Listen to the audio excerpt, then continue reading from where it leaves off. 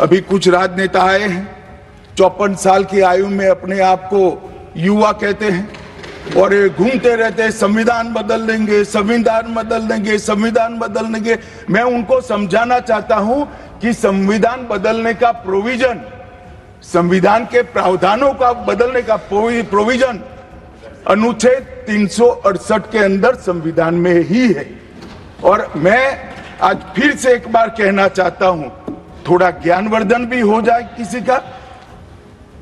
भाजपा ने 16 साल राज किया, माननीय 6 साल अटल जी ने किया, 10 साल मोदी जी ने किया और 5 साल और मोदी जी करे। एक प्रकार से 16 साल हमने शासन किया। 16 साल में हमने 22 बार संविधान बदला, संविधान के अंदर परिवर्तन की। और कांग्रेस ने 55 साल करा और 55 साल में 77 परिवर्तन कांग्रेस ने भी किए, कांग्रेस के शासन में भी हुए। पहला संशोधन हुआ 18 जून 1951 में। संविधान सभा ने ही ये संशोधन करना पड़ा, क्योंकि संविधान बनाने के बाद, संविधान स्वीकारने के बाद आम चुनाव में जाने तक का भी धैर्य कांग्रेस पार्टी में नहीं था। अभी लोकसभा नहीं बनी थी, अभी राज्यसभा नहीं बनी थी और संशोधन लेकर आए। अब उसका उद्देश्य क्या था? 19A जोड़ा गया। 19A जोड़ा गया, वो किस लिए जोड़ा गया? अभिव्यक्ति की आजादी पर स्वतंत्रता को, अभिव्यक्ति की आजादी, अभिव्यक्ति की स्वतंत्रता को कर्टेल करने के लिए पहला सुधार आया। और किसने किया मान्यवर? उस वक्त प्रधानमंत्री कौन था? श्रीमान जवाहरलाल नेहरू उस वक्त प्रधान।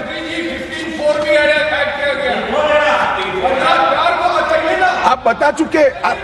अब मान्यवर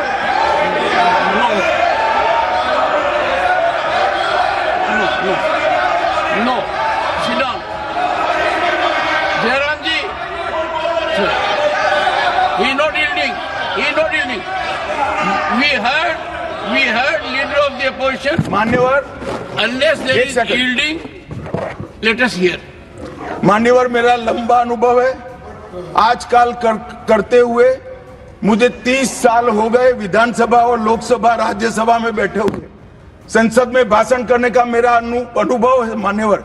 वो विरोध तभी कर सकते हैं जब मेरी बात सच न हो। अगर मेरी बात सच नहीं हो तो बताए वो संविधान संशोधन नंबर 1, अब सुनिए, संविधान संशोधन नंबर 1 वो अभिव्यक्ति की आजादी को कर्टेल करने के लिए ही लाया गया था और जवाहरलाल नेहरू के लिए लाया गया। मान्यवर, 24वां संविधान संशोधन, 24वां संविधान संशोधन जवाहरलाल नेहरू जी की सुपुत्री इंदिरा जी उस वक्त प्रधानमंत्री थी। पार्टी तो वही सत्ता में थी, कांग्रेस पार्टी। 5 नवंबर 1971 को संविधान में संशोधन किया गया, 24वां संशोधन। और संविधान संशोधन के माध्यम से संसद को मौलिक अधिकार, नागरिकों के मौलिक अधिकार कम करने का अधिकार दे दिया। तो एक प्रधानमंत्री कांग्रेस पार्टी के अभिव्यक्ति की स्वतंत्रता का टेल करते हैं, दूसरे प्रधानमंत्री उसी परिवार से आते हैं, वो नागरिकों के मौलिक अधिकार को कर्टेल करने का अधिकार लेते हैं।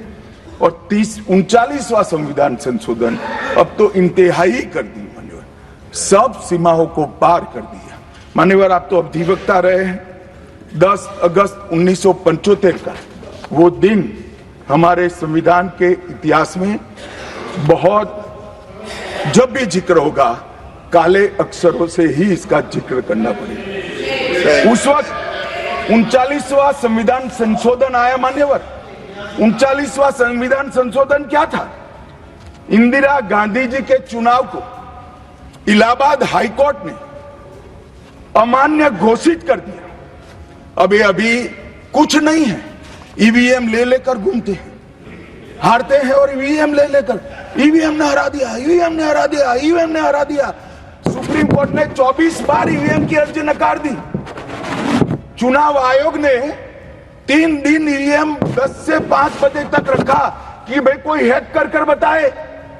कोई नहीं गया, सुप्रीम कोर्ट में कोई नहीं गया, और हारते हैं तो ईवीएम का दोष निकालते। मान्यवर, एक ही समय, एक ही दिन 2 परिणाम घोषित। एक महाराष्ट्र में सुपड़ा साफ हो गया, जो जनादेश के साथ द्रोह किया था, इसका दंड महाराष्ट्र की जनता ने दिया, और दूरबीन लेकर दिखाई नहीं पड़ते, और उसी दिन वो झारखंड में जीते।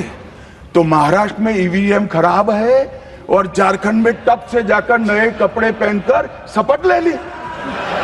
अरे भाई, जरा तो शर्म करो, जनता देख रही है। एक जगह ईवीएम सही है, एक जगह ईवीएम खराब है।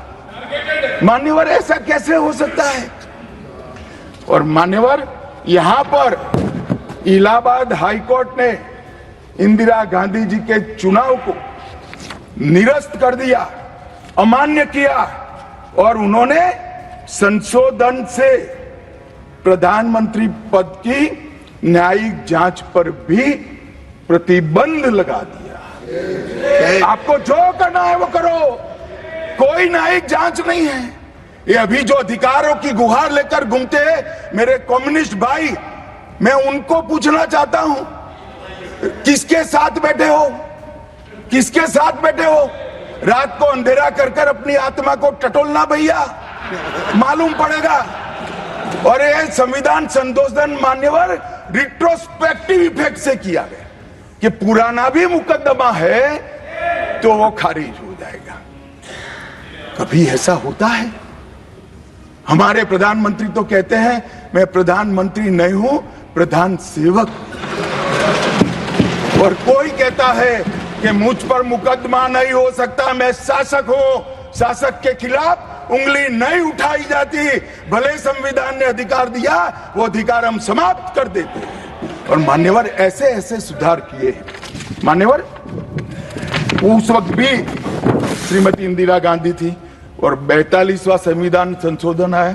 मान्यवर, अभी अभी सुबह दूसरे सदन में 1 नेशन 1 इलेक्शन का बिल पेश हो रहा था। सारी कांग्रेस पार्टी और इनके साथी दल लोकसभा को, विधानसभा और लोकसभा का कार्यकाल बदलने का अधिकार नहीं।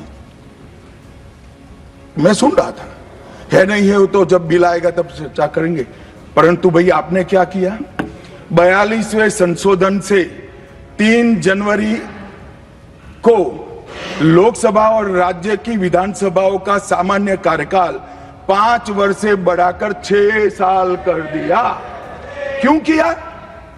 कि अभी चुनाव होगा तो हम हार जाएंगे, इसलिए लोकसभा को ही लंबा कर दो। इतनी निर्लज्जता के साथ विश्व में कोई संविधान संशोधन नहीं हुआ होगा। मान्यवर, दूसरा, कुछ कानून पारित करने थे।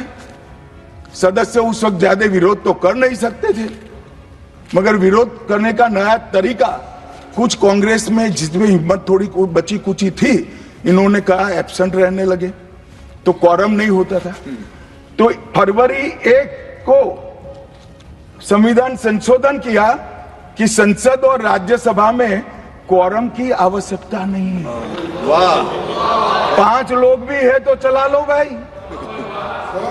इसके बाद राष्ट्रपति शासन की अवधि, खड़गे साहब किया है तो सुनना पड़ेगा, हिम्मत के साथ सुनना पड़ेगा।